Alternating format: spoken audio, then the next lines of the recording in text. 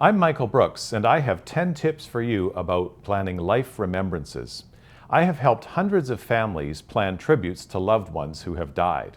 Have you ever been asked to speak at the funeral or memorial or celebration of life for someone that you have known who has died?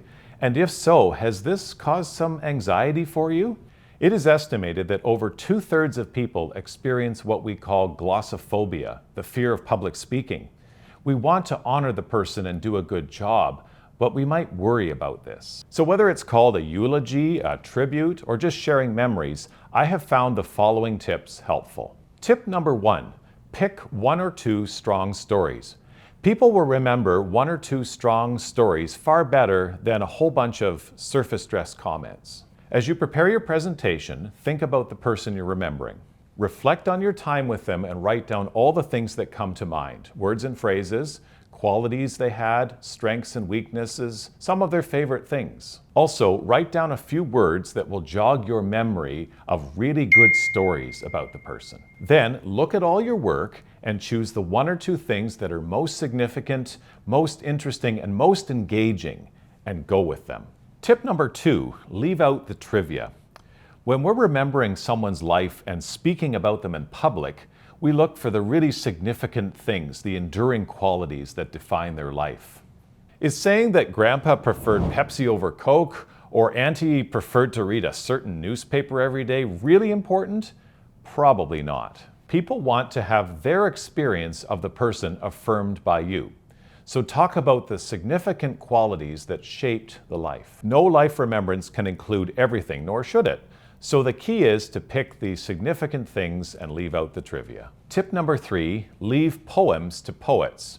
You have been asked to speak about the person because of your special relationship with them. If you need to turn to other sources like poems or stock sayings to fill the time, you may not be the best person to speak. So trust your own abilities and resources.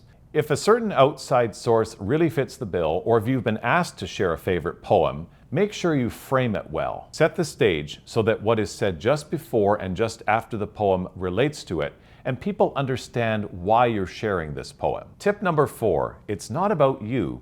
Sometimes it's hard to tell who the speaker is actually speaking about. If you're saying anything that isn't actually about the person, take it out.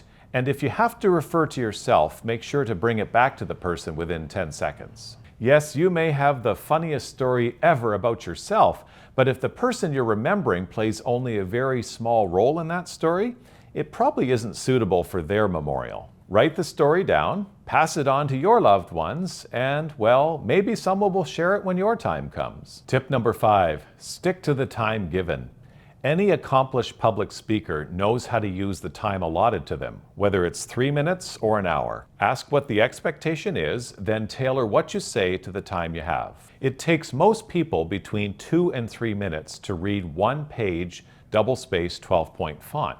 This means if you've been asked to speak for 5 minutes, then you have about 2 pages double-spaced. Remember, it takes twice as long to speak something out loud as it does to read it silently to yourself. So, stick to the time given.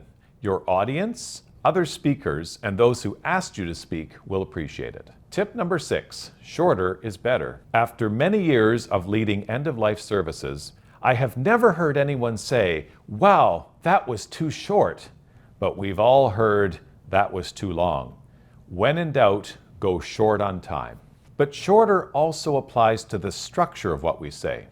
When preparing to speak out loud, use simple language. If you have lots of big 5-syllable words, you're more likely to stumble over them when speaking. Shorter sentences force you to take needed breaks in your speech, and they also give your audience breaks and pauses to process what you said. Remember, you may have gone over your speech 10, 20, or even 50 times, but your audience is hearing it for the very first time. It's not like reading a book where you can go back and reread something a second time. Once it's spoken, it's spoken. So help them out. Every public speaker wants their listeners to understand and retain as much as possible. If you need to use a long sentence or a big word, consider repeating it to emphasize its importance. Tip number 7, coordinate with other speakers.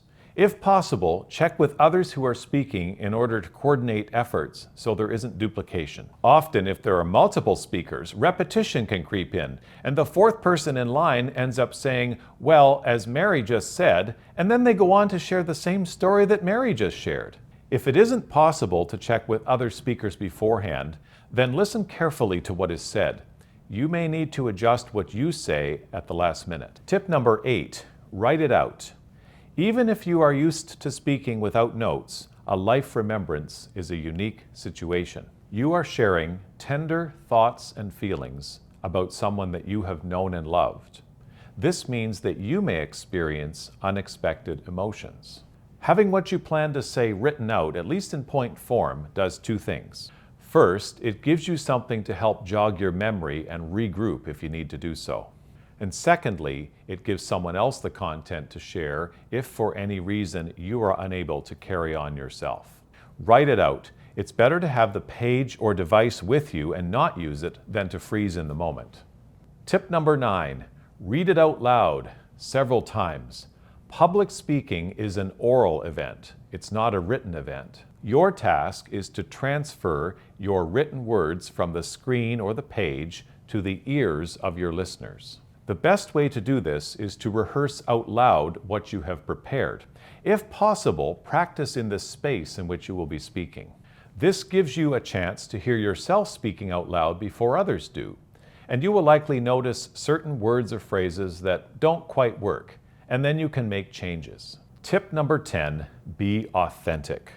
We all have strong, enduring qualities and other things that we're not so proud of.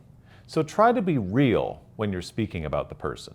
Yes, you want to focus mostly on the person's strengths, but don't shy away from including and mentioning one or two of the foibles. Everyone knows what they are, so mentioning them makes your presentation sound authentic, that you really knew the person well and you aren't trying to sugarcoat them. Maybe the person was known to talk a lot, too much.